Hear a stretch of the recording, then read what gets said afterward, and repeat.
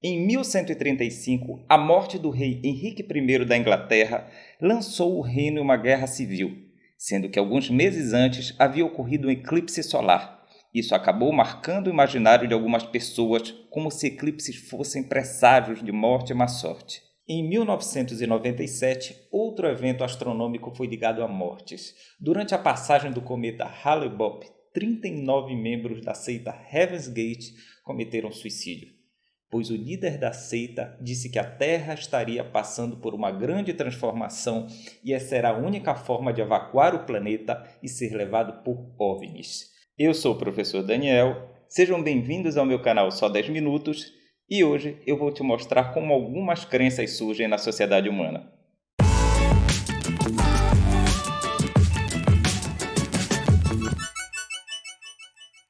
No vídeo anterior, eu conversei com vocês sobre a metodologia científica para podermos entender melhor as evidências, ou falta delas, produzidas pela relação entre o uso da cloroquina e a cura do Covid-19.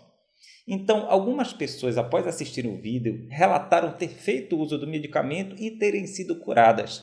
Algumas outras disseram ainda sobre casos que viram de pessoas que usaram o remédio e que também foram curadas. Mas será que isso é suficiente para dizer que a cloroquina de fato cura o Covid? Por que será que mesmo na ausência de evidências científicas, as pessoas continuam a afirmar que a cloroquina é a cura para o Covid ou pelo menos tem parte nessa cura?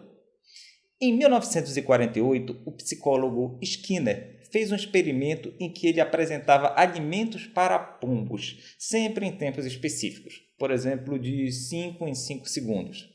Depois ele começou a aumentar o tempo de apresentação do alimento e os pombos começaram a se comportar de maneira aleatória, como, por exemplo, girando em torno de si ou abanando as asas, por exemplo.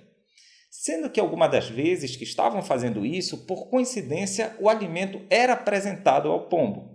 Os pombos passaram então a repetir o comportamento que coincidia com a apresentação da comida quando queriam se alimentar, como se estes comportamentos fossem a causa do recebimento da comida. E isso ficou conhecido como superstição do pombo. Apesar deste experimento específico ter sido feito com pombos, diversos psicólogos experimentais têm demonstrado ao longo dos anos que este tipo de comportamento também ocorre com humanos. Porém, como os humanos têm a habilidade de falar, o comportamento supersticioso no humano produz ainda regras supersticiosas, que são crenças que as pessoas adquirem ao atribuir relação de causa e efeito para eventos que não têm essa relação. É como se pudéssemos pedir para o pombo para que ele dissesse o que deveria fazer para receber o alimento. E ele dissesse rodar em torno do meu corpo e bater as asas. Quando, na verdade, o pombo não precisava fazer nada. Porque o recebimento da comida estava atrelado à passagem de tempo e não da resposta corporal dele.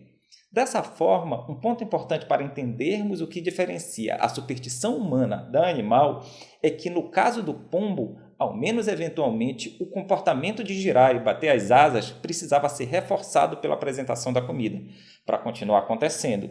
Ou seja, se a comida parasse de ser apresentada, o comportamento iria parar também. Já com os humanos, algo que pode começar com um comportamento supersticioso pode se manter apenas como uma regra supersticiosa.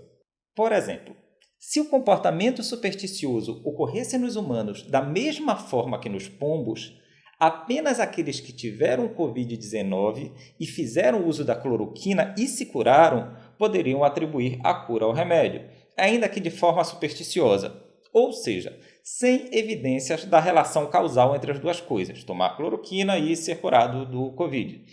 Entretanto, diversas pessoas têm repetido que a cloroquina cura a Covid, sem nunca ter tomado remédio ou ter adquirido o vírus. Isso significa que humanos não precisam entrar em contato com o efeito que uma regra descreve para continuar repetindo essa regra. As pessoas podem então repetir uma regra por verem outras pessoas atribuindo a sua própria cura ao uso do medicamento, por exemplo, ou porque uma figura de autoridade acabou repetindo essa regra, como o líder da seita que levou dezenas de pessoas a cometerem suicídio, por exemplo.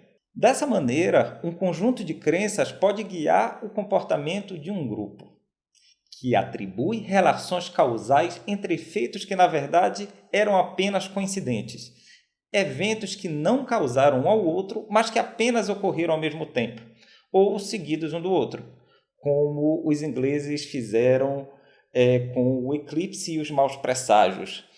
A esse tipo de atribuição causal, a gente pode chamar de falácia da falsa causa ou post hoc ergo propter hoc, que significa depois disso, logo por causa disso. Por que importa, no entanto, saber que temos não apenas comportamentos supersticiosos, mas também crenças que são falsas em suas explicações sobre o mundo?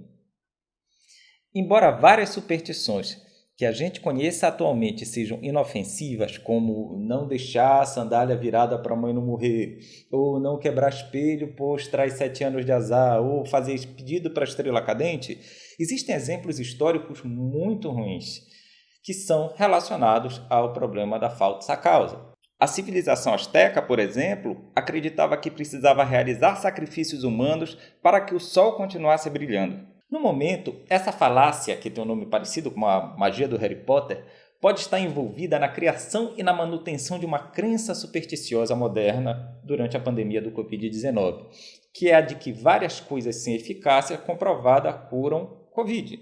Para quem não sabe, eu tive vários sintomas da doença. E, ao saber disso, vários alunos e amigos mandaram coisas como: eu fiquei curado tomando homeopatia, eu fiquei curado de Covid fazendo uso de chá de sei lá o quê. Mas o mais comum foi tomando cloroquina. Mas o que é que pode ter acontecido de verdade? O Covid-19 não tem medicamento que o combata, nem vacina que o previna. E por isso os tratamentos têm sido feitos com medicamentos que não possuem eficácia comprovada para essa doença, pois foram testadas para outras. Além disso, o Covid possui uma taxa de mortalidade que varia de país para país, mas para exemplificar eu vou usar uma taxa aqui considerada altíssima, que vai ser de 10%. Isso significa que depois do ciclo viral, 10 em cada 100 pessoas terão morrido. Por outro lado, 90 entre 100 pessoas infectadas terão ficado boas, tomando cloroquina, tubaína ou não tomando nada, simplesmente porque essas pessoas sobreviveriam de qualquer forma por uma resposta imunológica do próprio corpo ou outra causa não investigada. Porém, digamos que 40% dos 90 que sobreviveram tomaram a cloroquina, e elas atribuirão isso à sua cura, mesmo que eles, na verdade, teriam sobrevivido de qualquer forma. Isso ajuda a reforçar a crença de outras pessoas na cura pelo uso do medicamento, mesmo sem elas nunca sequer tenham tido o vírus ou tomado o remédio. E através da falácia da falsa causa, essas pessoas começarão a propagar a superstição de que o remédio cura a doença, sem que elas tenham nenhuma evidência disso. Essa crença é então reforçada pelo pronunciamento de figuras de autoridade, como o presidente Jair Bolsonaro e o presidente norte-americano Donald Trump. E é por isso que é tão importante a metodologia científica que eu expliquei no vídeo anterior, que eu coloquei aqui em cima, para que a gente não atribua a causa de problemas importantes a coisas que podem ser apenas coincidência.